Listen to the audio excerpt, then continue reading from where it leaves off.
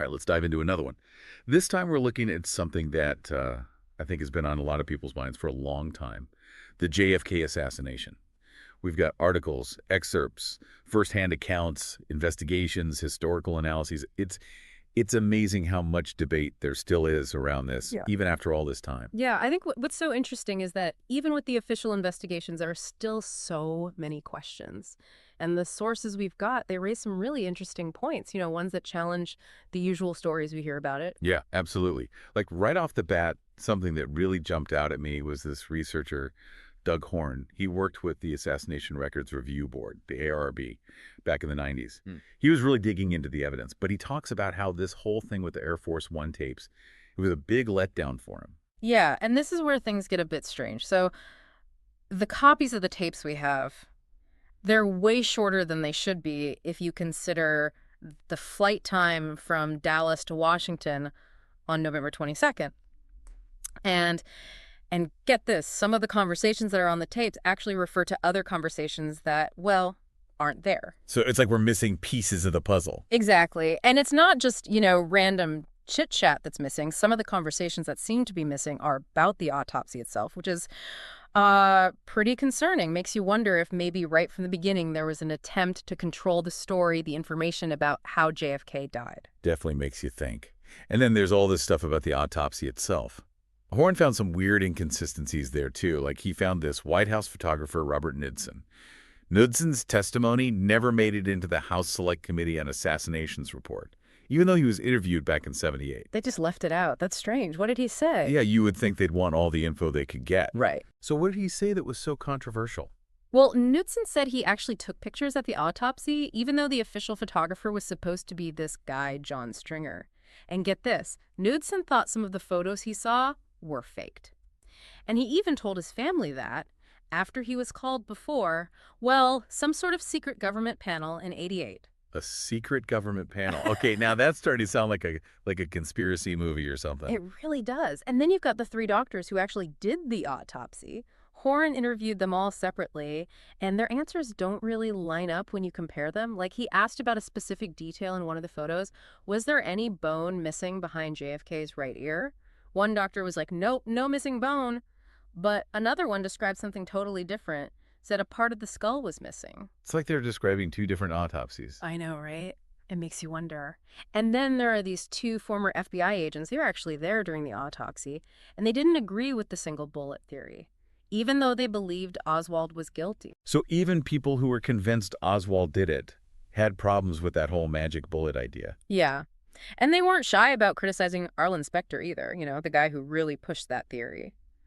They even said they took notes during the autopsy, which goes against what Specter wrote in his report. It just seems like every time you look closer, there's another question that pops up. It really does. And speaking of questions, we haven't even touched on the planning of the trip to Texas itself. That whole thing is full of intrigue, too. Yeah, we've got a lot to unpack there. You do. All right, well, let's jump into that then. So this John Kevin guy, he's done some really interesting analysis of the inconsistencies in the stories that John Connolly and Lyndon B. Johnson told about the Texas trip, like why JFK went there, how it was planned, all of that. Yeah. Like, take JFK's visit to Houston for the Albert Thomas dinner, for example. Yeah. They tried to say it was, conditional, with the date not really set, but Kevin's research shows it was already planned out well in advance. So why try to make it seem like it wasn't? What was the point of that? Yeah. Good question, right? Makes you wonder if maybe they were trying to manipulate things, maybe to control the story around the trip for their own reasons. It also seems like Connolly kept changing his story about that October 4th meeting with JFK. The one where they supposedly talked about fundraising plans. Right. And it's not just the details that change, it's how he talks about it. Like, he uses this passive voice a lot, which makes it hard to figure out who was really pushing for what, almost like he was trying to downplay his own role in pushing for the trip. The trip that ultimately ended so tragically. Yeah, that makes sense. So where does LBJ fit into all this? What did these sources have to say about his involvement? Well, even though Johnson tried to act like he wasn't really involved in planning the trip, there's some evidence that suggests otherwise. Oh, like what? Well, remember how Connolly kept changing his story about that October 4th meeting? Connolly said he advised against having multiple fundraising dinners in Texas. But then in his memoir, The Vantage Point, Johnson suddenly puts himself in that story, saying that he also advised against it, even claiming that Connolly suggested postponing the whole trip. But we know that Houston dinner was already set for November 21st, Hmm.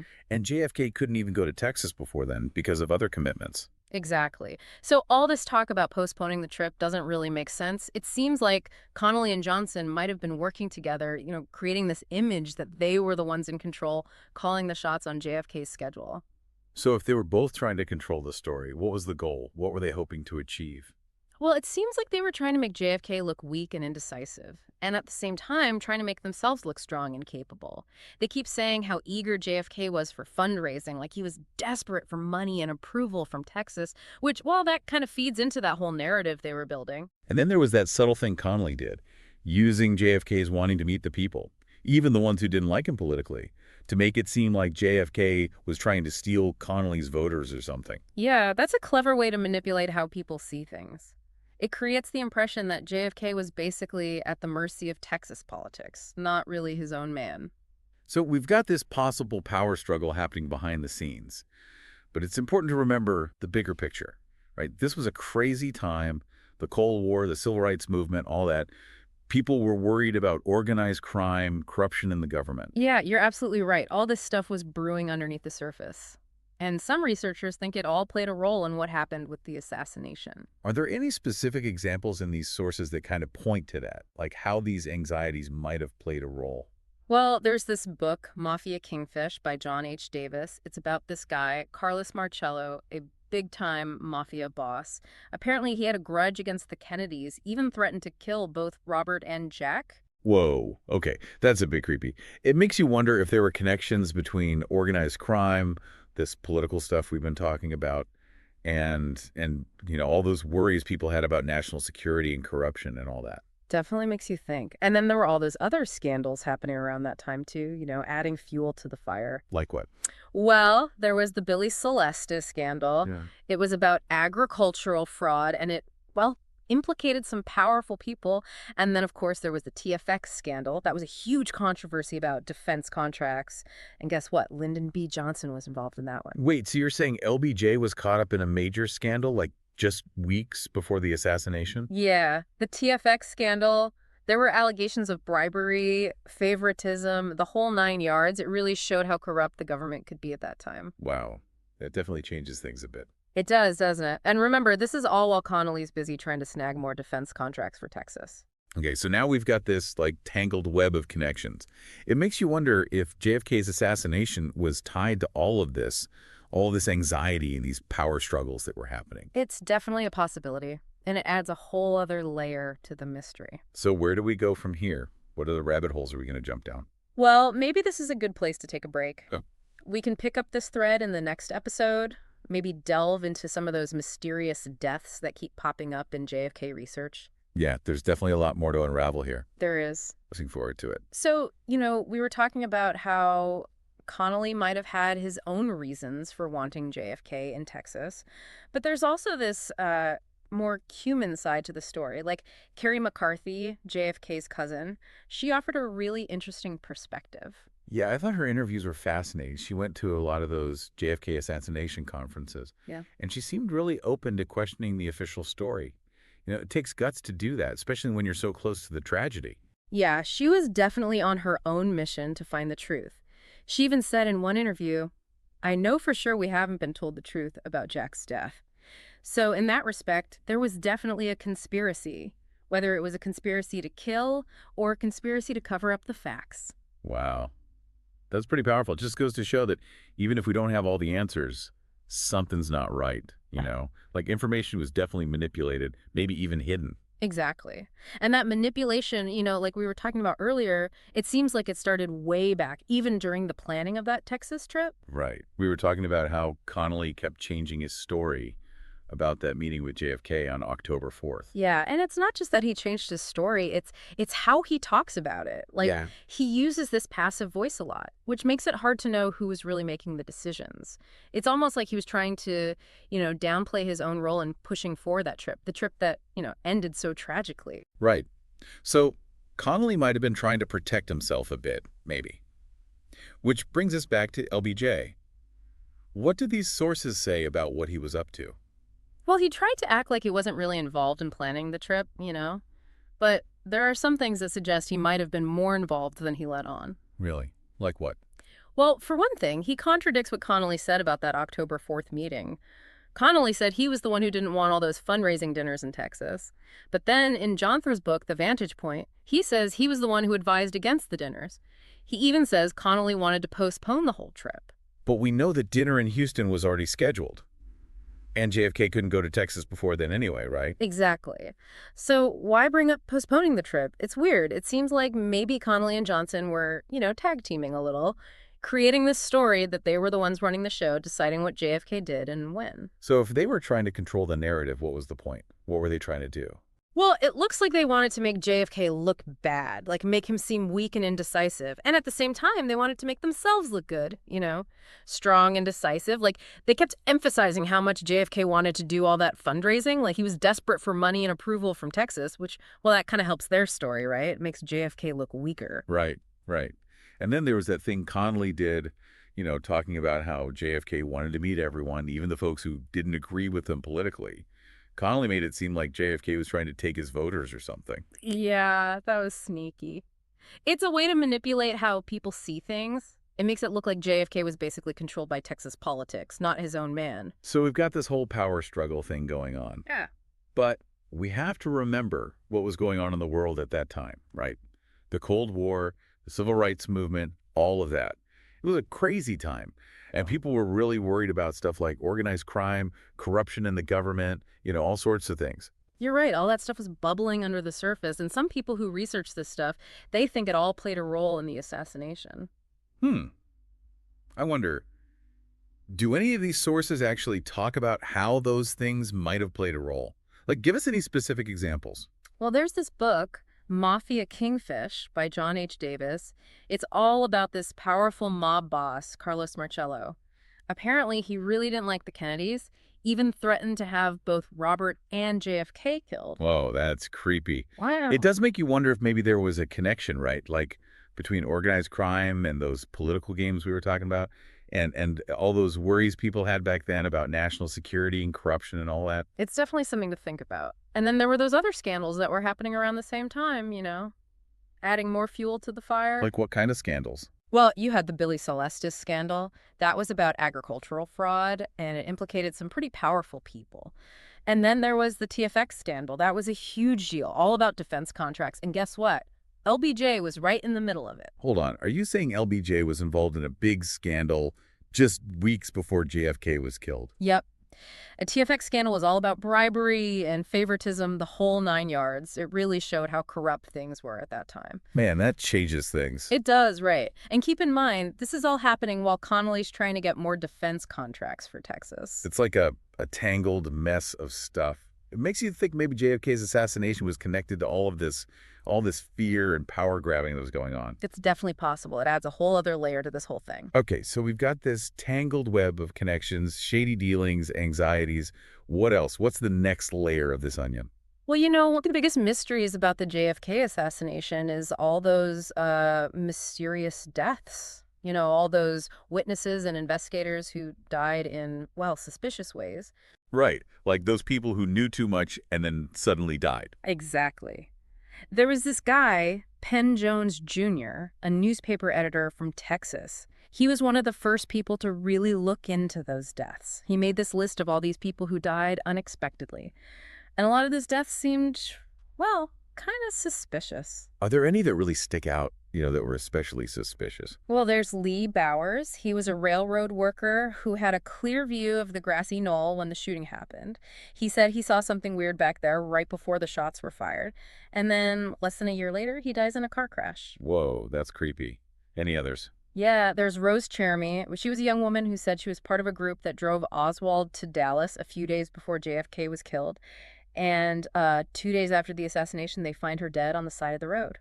These stories are giving me chills. Yeah. So did anyone investigate those deaths? Well, some of them they did look into, and they said, yeah, it was just an accident.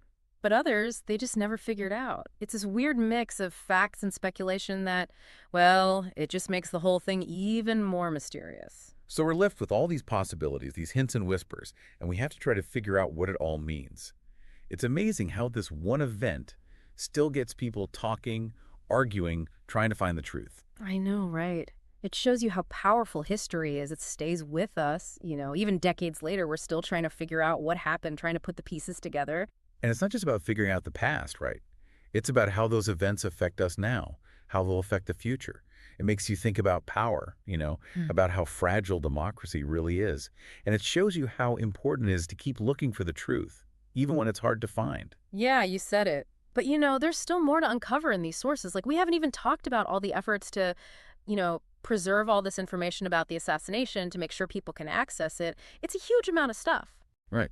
It's important to make sure all those documents and testimonies are available, not just for researchers, but for anyone who wants to learn about this, right? Exactly. Yeah, it's a huge amount of information. It's super important to make sure people can actually get to it, all those documents and testimonies and stuff. Not just researchers, but, anyone who wants to learn more about all this. Absolutely. Like, there's this guy, Wallace Millam. He's been working with the Holland McCombs archive. McCombs. Wasn't he that Dallas bureau chief for Life magazine, the one connected to Clay Shaw, the guy Jim Garrison put on trial in New Orleans? That's the one. He was involved with Life magazine's coverage of the assassination, even helped them get some of those famous photos. But here's the thing. Back in 1966, McCombs was working on a big reinvestigation of the assassination for Life. They even had this cover story where they said the case should be reopened. It seemed like they were taking the whole conspiracy angle seriously. Wow, that's pretty bold for a Uh, mainstream magazine But didn't they drop it pretty quickly? They did. In 67, when Garrison went public with his investigation and Shaw became a target, Life just, stopped. It's not clear why exactly, but Milam thinks McCombs being so close to Shaw might have been a factor. Maybe they were worried about what it would mean if Shaw was involved. Anyway, eventually McCombs gave this huge collection of documents and stuff to the University of Tennessee Martin, and that's where Milam's been working on it. It sounds like a gold mine of information. Maybe there's some new stuff about the assassination in there. Who knows? It's possible, and it shows you how important it is to keep those original sources. They're like a window into the past. You can learn so much from them, stuff you might not find anywhere else. Speaking of looking back, I remember reading something about using technology to research the JFK assassination, like at that Lancer conference, right? Oh, yeah. There was a lot of talk about how to use tech to make all that information easier to access. This researcher, David Bradford, he had this whole thing about using PDFs to create a searchable database of all the JFK assassination records. He said it would let researchers cross-reference everything and maybe find new connections. It's amazing what tech can do, right? It's like giving a whole new set of tools to people researching this. Absolutely. And it's not just about, making documents digital. It's about getting researchers to work together, share information, all of that. They even talked about starting a new organization called the JFK Alliance for Truth, like a central hub for all things JFK. Yeah, I read about that. Seemed like they were serious about it. Yeah, Deb Conway from Lancer, she said they were working on setting it up.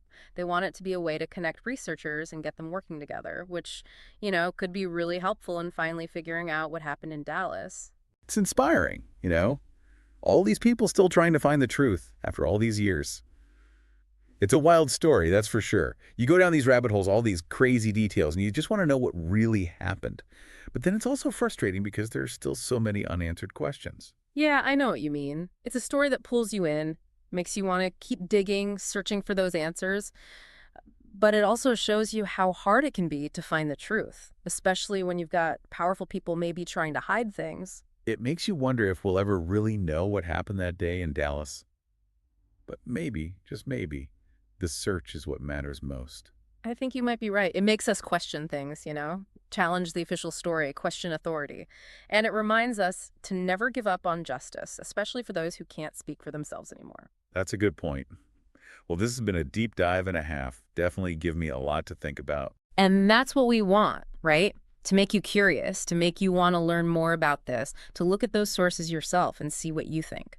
The JFK assassination, it's a complicated story, lots of unanswered questions. But if we keep researching, analyzing the evidence, maybe, just maybe, we can get closer to the truth. It seems the mystery lives on, but the search for truth continues. Thanks for joining us on The Deep Dive. We'll see you on the next one.